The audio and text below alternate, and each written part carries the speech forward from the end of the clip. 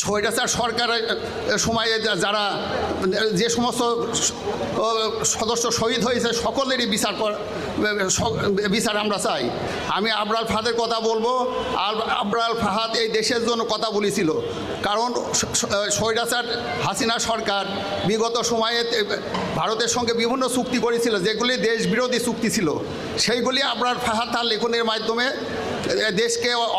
দেশের জনগণকে অবহিত করেছিল। এইটাই তার অপরাধ। এই অপরাধে তাকে তার ছাত্র সংগঠন তাকে একটি রাত 8-9 ঘন্টা তাকে পিটিয়ে তাকে হত্যা করা হয়।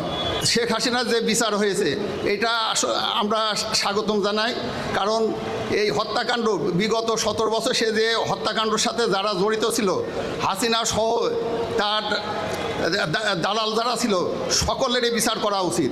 কারণ এই তাদের কথা মতো তাদের সবাইকে বিচার করে আমাদের দেশে এমনভাবে বিচার প্রতিষ্ঠিত করতে হবে যাতে ভবিষ্যতে আর কোনো স্বৈরাচার সরকার ক্ষমতায় অধিষ্ঠিত হইতে না পারে। আমি আবরার ফাহাদের কথা বলবো। আবরার ফাহাদ এই দেশের জন্য কথা বলেছিল, কারণ স্বৈরাচার হাসিনা সরকার বিগত সময়ে ভারতের সঙ্গে বিভিন্ন চুক্তি করেছিল, যেগুলি দেশ বিরোধী চুক্তি ছিল। সেইগুলি আবরার ফাহাদ তার লেখনের মাধ্যমে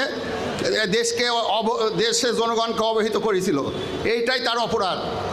এই অপরাধে তাকে তার ছাত্র সংগঠন তাকে একটি রাত 8-9 ঘন্টা তাকে পিটিয়ে তাকে হত্যা করা হয়।